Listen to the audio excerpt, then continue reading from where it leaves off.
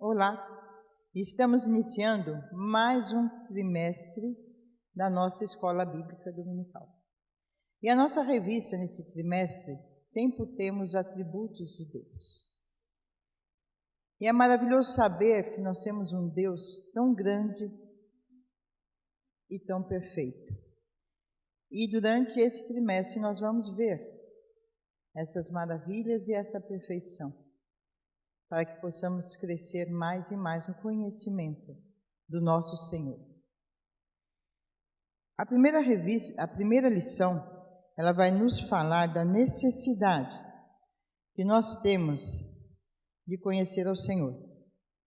E as Sagradas Escrituras declaram com muita propriedade, com inspiração de grandes homens de Deus, quem é Deus, a sua natureza, as suas criações, os seus atributos e tudo que é peculiar no ser divino. Então nós temos muito para aprender e sempre aprendendo cada vez mais. O nosso texto de partida aqui está em Provérbios 9. Dá instrução ao sábio e ele se fará mais sábio. Ensina os justos e ele crescerá em entendimento. O temor do Senhor é o princípio da sabedoria e a ciência do santo, a prudência. E Colossenses 1. Por essa razão nós também, desde o dia em que o ouvimos, não cessamos de orar por vós e de pedir que sejais cheio do conhecimento da sua vontade em toda sabedoria e inteligência espiritual, para que possais andar dignamente diante do Senhor, agradecendo-lhe em tudo, frutificando em toda boa obra e crescendo no conhecimento de Deus. Texto áureo. Porquanto o que de Deus se pôde conhecer, nele se manifesta, porque Deus lhe manifestou. Romanos 1:9. Verdade aplicada. A bênção de conhecermos o Senhor deve resultar em maior confiança, um viver agradável a Deus e uma vida frutífera para a glória de Deus. Objetivos da lição: explicar que Deus se revelou a nós nas Escrituras, mostrar a necessidade de crescer no conhecimento e ressaltar a busca incessante pelo conhecimento. Então Deus se revelou a nós através das Escrituras.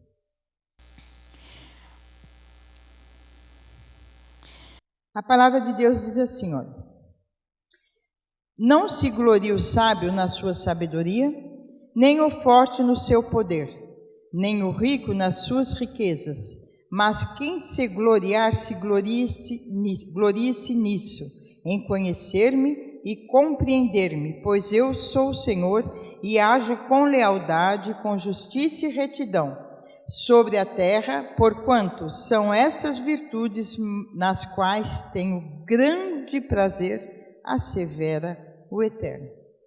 Isso está no livro de Jeremias. Então o texto começa a nos dizer que nós não devemos nos gloriar por ter uma boa casa, por ter um bom carro, por ter uma boa conta bancária, um bom salário, muita instrução. Nós devemos nos gloriar sim em conhecermos ao Senhor. E nós necessitamos desse conhecimento para crescermos. Então nós precisamos conhecer ao Senhor e compreender o Senhor. E nós aqui, a Bíblia nos vai falar de duas revelações que o Senhor tem. O Senhor tem a sua revelação geral de si mesmo, que é para toda a humanidade, e refere-se às verdades gerais que podemos aprender sobre Deus através da natureza. Então, o Salmo 19, do versículo 1 ao 4, vai nos dizer assim: os céus revelam a glória de Deus e o firmamento proclama a obra de suas mãos. Um dia discursa sobre isso a outro dia, e uma noite compartilha conhecimento com outra noite. Não há termos, não há palavras, nenhuma voz que deles se ouça. Entretanto, sua linguagem é transmitida por toda a terra e sua mensagem até os confins do mundo. Nos céus, ele armou uma tenda para o sol. E aí o capítulo 19 de Salmo 19, ele vai declarando a revelação geral que Deus dá através da natureza. Se você olhar o céu, a noite estrelada, a lua brilhando, você não pode negar a existência de Deus, de tanta perfeição e tanta beleza. Quando você olha o sol ao alvorecer, como negar que Deus existe? É interessante que na sociedade dos Incas, eles acreditavam no Deus Sol. Porém, um dia, o imperador Inca, olhando para o Sol e admirando o Sol, porque eles tinham muitos templos dedicados ao Deus Sol, e olhando para o Sol, e ele viu que uma nuvem passou sobre o Sol e escondeu.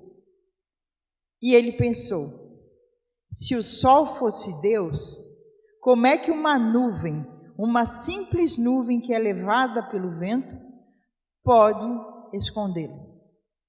Então ali ele descobriu que havia alguém criado o Sol e criado as nuvens. E ele entendeu então que havia um Deus Criador. E assim a natureza vai nos revelar que Ele é Criador. Quando olhamos para o nosso próprio corpo, como o nosso corpo se movimenta, como ele obedece aos pensamentos, eu penso que vou pegar alguma coisa, imediatamente a minha mão já pega essa coisa que eu pensei. Como negar a existência de Deus? Como negar a existência de Deus ao ver uma flor desabrochar, as águas dos rios correrem, as ondas do mar? Então a natureza, ela vem mostrando e revelando o conhecimento de Deus para toda a humanidade. E se nós formos lá em Romanos, no livro de Romanos, ele vai dizer, capítulo 1, versículo 20, vai dizer assim, olha, pois desde a criação do mundo, os atributos invisíveis de Deus, seu eterno poder e sua natureza divina, têm sido observados claramente, podendo ser compreendidos por intermédio de tudo que foi criado, de maneira que tais pessoas são indesculpáveis. Porque há no coração do homem, impresso nele, as verdades do Deus Criador. Ok? Mas os detalhes da criação vai anunciar o Deus da criação. Tanto o Salmo 19 como Romanos nos ensinam que o poder eterno e a natureza divina de Deus claramente se conhecem e são percebidos pelo que foi criado, e não há nenhuma desculpa para negar esses fatos.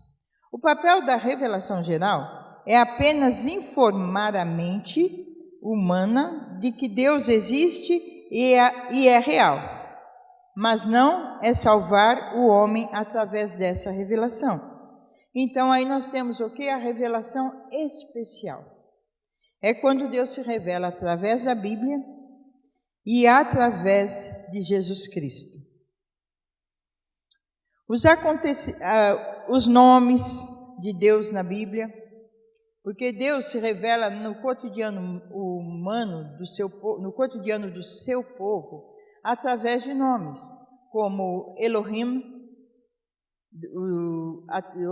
que é o nome plural de Deus, através de Adonai, o Senhor que governa, através de vários nomes dentro do cotidiano humano, mostrando quem Ele é para o povo, e que através desses nomes, Ele está ali para ajudar o seu povo a viver diariamente em fé.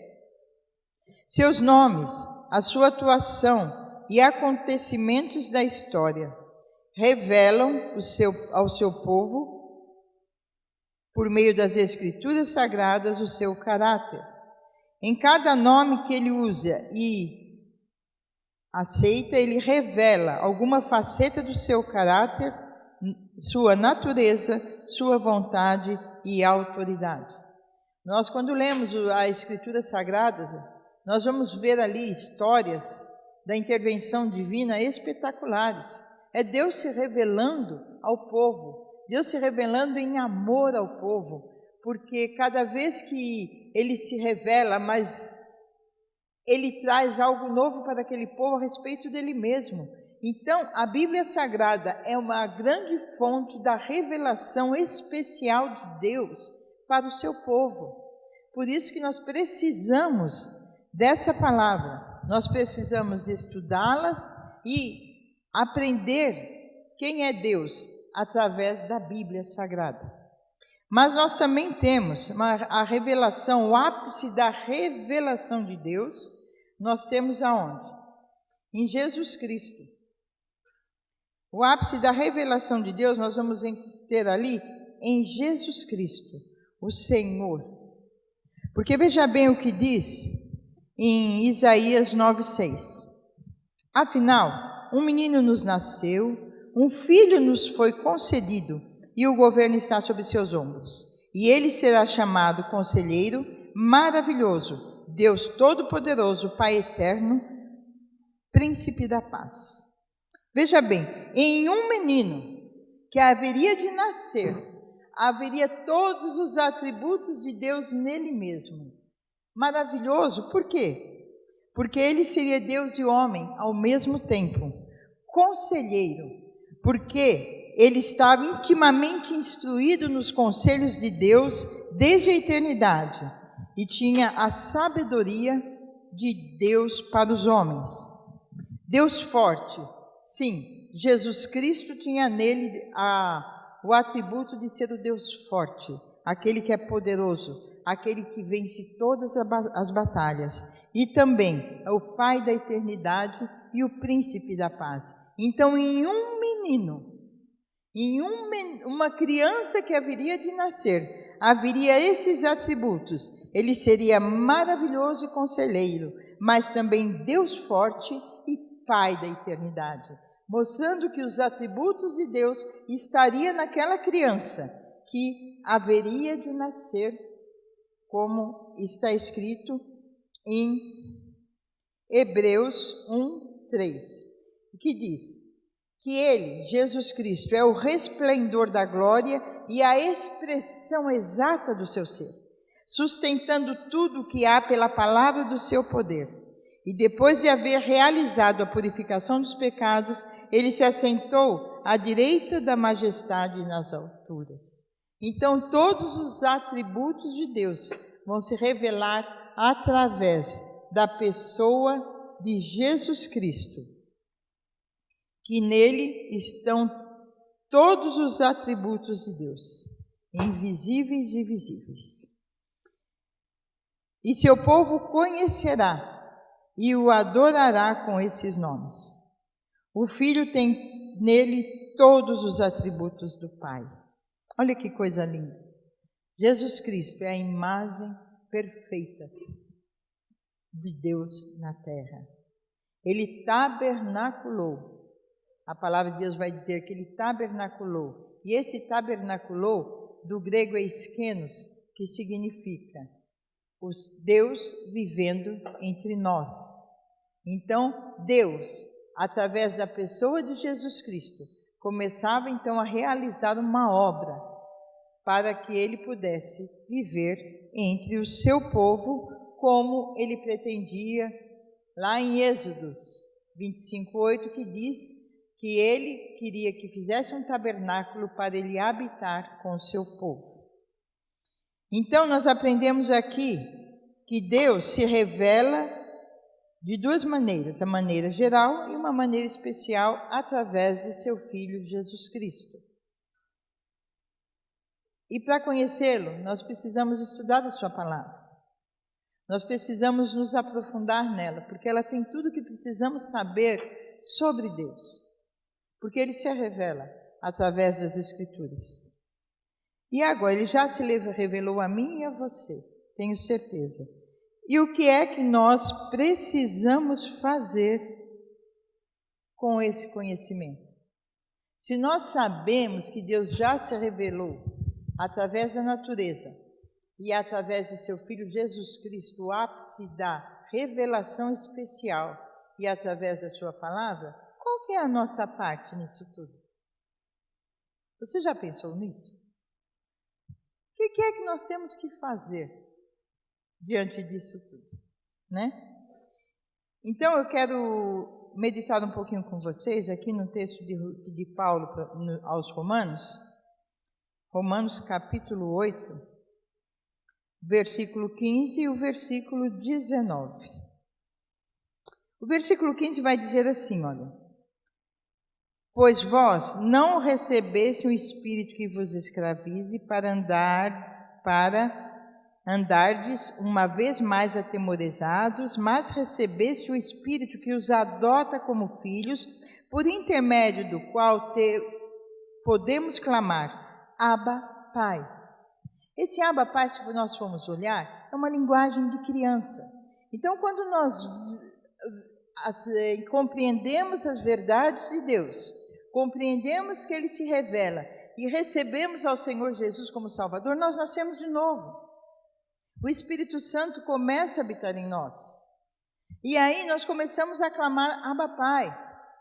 E nesse momento desse novo nosso nascimento, esse filhos, aqui que o texto de Paulo está nos dizendo, ele está falando de um filho teknon, ou seja, um filho que é criança, que é imaturo, que depende do pai. É o pai que o serve, é o pai que o ajuda, é o pai que o levanta, é o pai que o sustenta.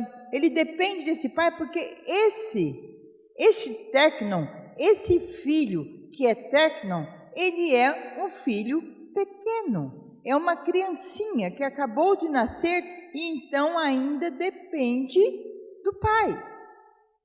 Só que depois o apóstolo vai descrevendo algumas coisas aqui, ele chega no versículo 19, e ele vai dizer assim, olha: a própria natureza criada aguarda com vívido anseio que os filhos de Deus sejam revelados. Que filhos são esses? São esses teknon? São essas criancinhas? Não, já não são mais criancinhas, são filhos ruiós, que quer dizer filhos maduros. E o texto vai nos dizendo que essa maturidade vem com sofrimento. E lá em 1 Pedro 1, 3 e 4 também vai nos dizer exatamente isso, que os filhos maduros, eles alcançam a maturidade através do sofrimento. Você fala, como assim? Porque esse é o único jeito do filho amadurecer. Nós precisamos do sofrimento para que possamos amadurecer. E o filho maduro, agora, ele não espera mais que o pai faça as coisas por ele. Ele sim vai fazer as coisas para o pai. Então ele deixa de ser criança e receber tudo do pai para ser adulto, para ser maduro, para ser ruiós e começar a fazer as coisas para o pai. Então agora é a vez do filho fazer pelo pai. Se quando teknon o pai fazia por ele, agora depois de adulto, ele faz para o pai. Então nós precisamos crescer e atingir essa maioridade, atingir essa maturidade, para que nós façamos as coisas para o pai. Então agora nós temos que buscar o que o pai quer. O que o pai deseja que eu faça para ele. Não mais eu quero que o pai faça para mim. E esse é o grande divisor de águas, porque nós precisamos crescer para que tenhamos um conhecimento além do intelectual sobre Deus. Ele já se revelou. nós já o aceitamos, nós já entendemos algumas verdades, mas nós precisamos deixar de ser tecnon para sermos huios, filhos maduros, que agora servem ao Senhor, que se importam muito mais com aquilo que nós podemos dar a Ele do que o que Ele pode dar para nós. E é através do crescimento que nós alcançamos esse patamar de maturidade. Nós precisamos crescer. Não é natural um bebê ficar bebê o resto da vida. O bebê precisa crescer, ele precisa se desenvolver, ele precisa gatinhar, depois ele precisa andar, ele fala uma palavra, depois fala frases e vai estabelecendo relacionamentos, vai sofrendo também algumas coisas para que haja essa maturidade. Então é necessário também o sofrimento. Deus usa o sofrimento para nos amadurecer. Está difícil? Não se preocupe, porque Deus sabe o que está fazendo. Ele sabe, Ele não erra. Tudo o que Ele faz é perfeito. Então agora nós temos essa maturidade e temos um conhecimento que é gerado somente na intimidade. Tendo essa maturidade, nós começamos a entender que nós precisamos ter intimidade com Ele para conhecermos melhor. Intimidade com Ele e a Sua palavra. Nós precisamos estudar a Bíblia cada vez mais, nós precisamos ser íntimo dEle cada vez mais, para que nós realmente possamos cada vez mais conhecê-lo. E Jesus Cristo nos diz assim, que a vida eterna é conhecer a Deus. Nós aqui estamos vivendo um período que vai culminar na era por vir, quando o reino de Deus efetivamente for instalado na terra. Nós começamos a viver a vida eterna, mas quanto mais conhecemos a Deus, mais nós vamos entender essa vida, que vai se cumprir efetivamente com a redenção do nosso corpo e a instalação do reino por Jesus Cristo. Então nós precisamos o quê? De intimidade com o Senhor. Nós precisamos conhecer, nós precisamos falar. E intimidade, ela não vem assim de qualquer maneira. É estar junto, é gastar tempo. Nós precisamos gastar tempo com Ele. Precisamos orar, precisamos adorar, precisamos sentar junto com Ele e deixar que Ele também nos fale através da Sua palavra. Intimidade, conhecimento gerado na intimidade é o que nós necessitamos para crescer cada dia mais. E aí, quanto mais nós crescemos, nós vamos entender que nós temos que andar de acordo com quem Ele é. Interessante, quando eu era menina, eu achava muito interessante. Nas rodas, na mesa, a gente pouco sabia da vida dos nossos pais, pelo menos lá em casa. Meu pai quase não falou da família dele, mas uma coisa ele dizia assim para nós: vocês têm que honrar o nome do teu pai. Isso ele nos ensinou. E nós entendíamos que nós honraríamos o nome dele de acordo com o que nós andássemos, de acordo com aquilo que nós fazíamos, porque se nós fizéssemos coisas vergonhosas, nós estaríamos envergonhando o nome dele. E essa é uma realidade para nós, igreja hoje. Nós devemos andar de acordo com a dignidade do nosso Pai, para que não difamemos o nome dele. Se nós proclamamos o nome do Senhor, nós devemos viver de uma maneira digna para honrá-lo e nunca para envergonhá-lo. E quanto maior é a revelação de quem Ele é, maior é a responsabilidade de andarmos como seus filhos em sabedoria e inteligência espiritual. Vamos ver lá em Colossenses 1, 9 e 10. Presta atenção no que diz a palavra de Deus. Por esse motivo também nós, desde o momento em que soubemos desse fato, igualmente não deixamos de orar por vós e de suplicar que sejais cheios da plenitude, cheios do pleno conhecimento da vontade de Deus, com toda sabedoria e entendimento espiritual.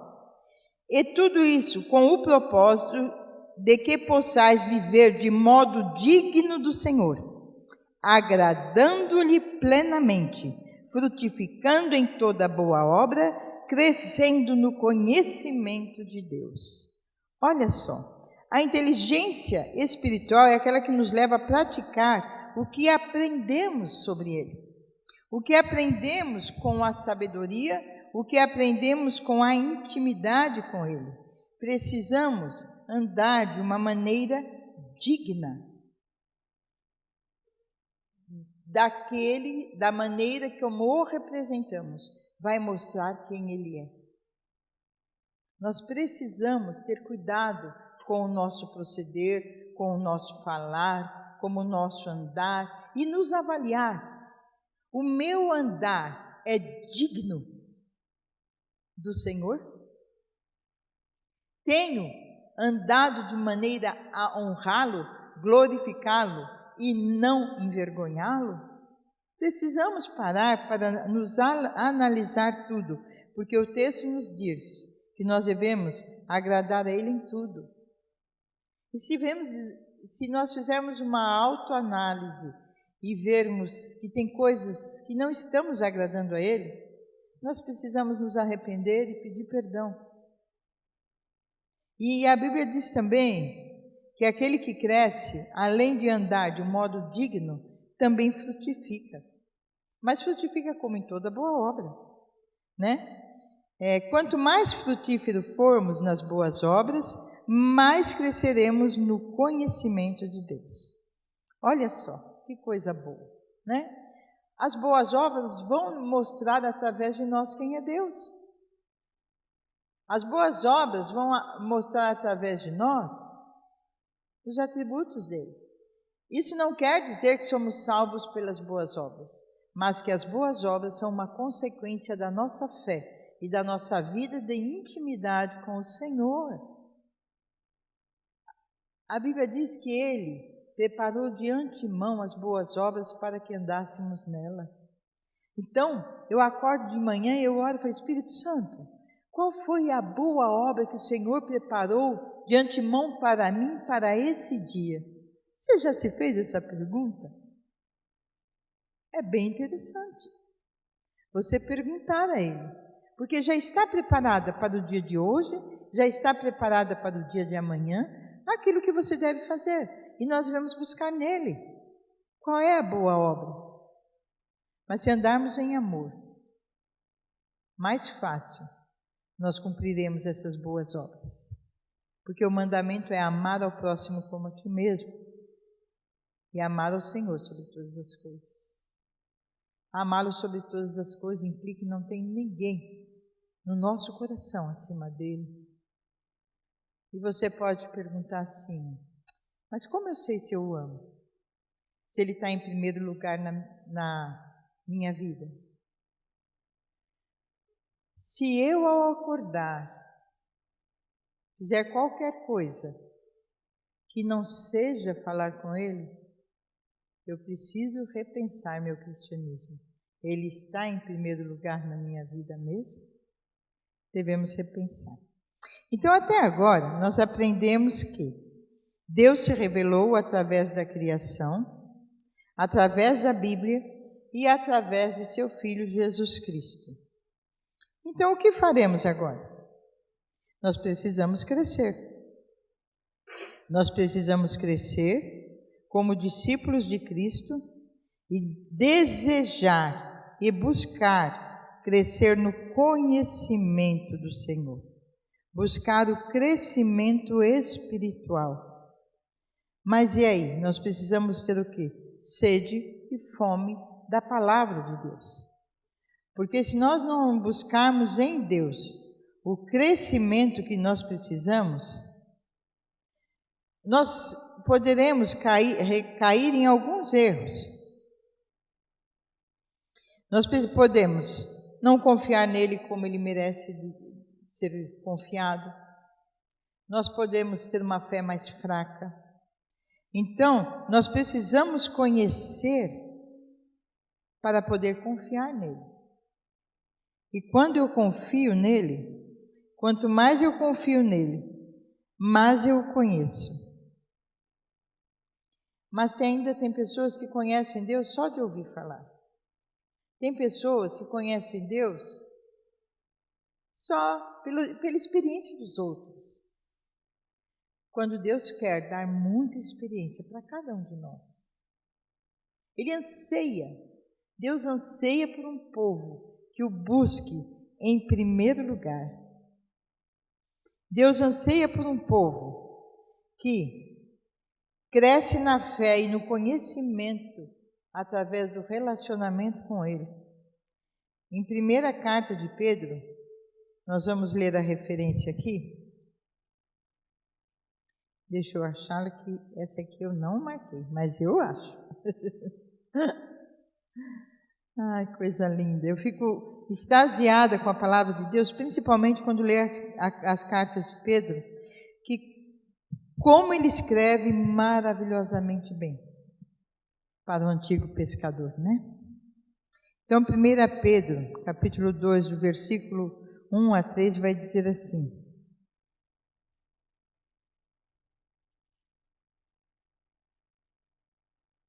um momentinho que eu peguei 2 Pedro. Tá. Portanto, livrando-nos de toda malignidade, de todo engano, hipocrisia, inveja e de toda espécie de maledicência. Desejai o puro leite espiritual como crianças recém-nascidas, a fim de crescerdes por intermédio desse alimento para a salvação, se é que já provaste que o Senhor é bom. Olha aqui, olha o que está dizendo esse texto. Está dizendo assim, se ele já se revelou para você, então agora você tem que deixar um monte de coisas que não prestam para fora. A malignidade, de todo engano, a hipocrisia, a inveja, a maledicência. Você tem que deixar de lado essas coisas e buscar o leite autêntico, para que você vá crescer. Precisamos da palavra de Deus, desse alimento, para quê? Para a salvação. Nós precisamos crescer, nós precisamos todos os dias crescer um pouquinho, porque ninguém nasce pequenininho e rapidamente vira um homem. Não, é um processo. Nasce bebê, mas vai crescendo, vai se alimentando e vai crescendo, vai se alimentando e vai crescendo. E esse processo vai durar a vida inteira. Nós temos que crescer a nossa vida inteira. Nós não podemos parar, nós não podemos estagnar. E esse conhecimento nos dá confiança de que Ele é socorro presente no dia da angústia. O salmista diz assim: elevo meus olhos para os montes, da onde virá o meu socorro? Mas Ele também dá a resposta. Ele sabe, por causa do relacionamento dele com o Senhor, que o socorro dele vem daquele que criou os céus e a terra. Olha que coisa linda! A confiança da vida eterna está baseada no conhecimento do Deus verdadeiro e na aceitação do Filho unigênito de Deus. João, quando vai falar no seu evangelho, começa a escrever o seu evangelho, o evangelho de João é distinto, por quê? Porque vai falar quem Jesus é. Os 3 primeiros evangelhos, Mateus, Marcos e Lucas, eles vão deixar claro o que Jesus fez. Embora sendo Filho de Deus, Filho do homem, sendo servo, eles vão dizer quem Jesus fez. Mas o livro de João, ele vai dizer quem Jesus é. Então ele começa aqui: no princípio era o verbo, e o verbo estava com Deus, e o verbo era Deus. Verbo, Logos, a palavra de Deus, ele estava com Deus e ele era Deus. E ele vai falar isso principalmente por causa da cultura grega, porque a cultura grega acreditava que o Logos é a palavra, mas era uma palavra, assim, uma palavra abstrata. Mas João começa a escrever o seu evangelho e ele vai dizendo assim, olha, no princípio era o verbo, e o verbo estava com Deus, e o verbo era Deus. Ele vai dizer isso de uma maneira muito linda no seu evangelho, porque ele começa a descrever, principalmente para a cultura grega, não que ele tenha sido escrito, que esse evangelho tenha sido escrito para os gregos, pensa bem. Ele está dizendo aqui, olha, e ele está dizendo, olha, no princípio era a palavra, e a palavra estava com Deus, e a palavra era Deus. Ele, a palavra, estava no princípio com Deus. E todas as coisas foram feitas através dele, sem ele nada do que foi feito se fez. Nele estava a vida, e a vida era a luz dos homens. A luz resplandece nas trevas, mas as trevas não receberam. Aí ele vai falar sobre João Batista. Depois ele fala algo tão bonito, ele diz assim, quer ver? Diz que todos os receberam, deu-lhes o poder de serem feitos filhos de Deus. E ele vai dizendo, e o apóstolo João, ele diz assim, olha, mas eu toquei no verbo da vida. A cultura grega dizia que o Logos era abstrato, mas o apóstolo está dizendo, olha, ele é real, ele não é abstrato, ele veio através de um homem e eu toquei nele. Então nós precisamos tocar no verbo da vida, através do conhecimento que buscarmos dele dentro das Escrituras Sagradas. E assim, cada vez mais crescendo no conhecimento do Senhor. Conhecer alguém pressupõe convivência, familiaridade, trato diário. Deus se permite revelar. Vale a pena nos aprofundar nos mistérios de Deus. Ele ainda tem muito a nos revelar. Agora o conhecemos em parte. Então chegará o dia em que o conheceremos como Ele é. Há uma promessa de que um dia nós o veremos como Ele é. Hoje nós precisamos do nosso devocional, do estudo da palavra, do nosso encontro diário com o nosso Deus, para conhecê-lo cada vez mais e Ele revelar os mistérios que Ele tem para as nossas vidas. A Bíblia vai nos dizer assim, que Ele nos dará as riquezas, os tesouros encobertos e as riquezas escondidas. Tem muito tesouro encoberto em Deus e muitas riquezas escondidas, esperando alguém que queira desvendá-los. Você é um deles? Que Deus abençoe. Nós encerramos essa aula deixando esse desafio para você. Busque conhecer ao Senhor. O livro de Oséias diz, conhecer ao Senhor e prosseguir conhecendo, não parar. Nós temos que conhecê-lo e não parar, não ficar satisfeito com pouco, porque Ele tem tesouros escondidos e riquezas encobertas para dar àqueles que se dispuserem a conhecê-lo através da Escritura, tendo uma experiência viva, real, com o Espírito Santo e com Jesus Cristo, nosso Senhor e Salvador. Porque Elohim está presente em nossas vidas. E para isso precisamos conhecê-lo cada dia mais, sem desanimarmos, sendo perseverantes, resilientes e insistindo, porque há muita coisa que Deus quer revelar-nos, mas precisamos buscar. E tenham um bom final de semana.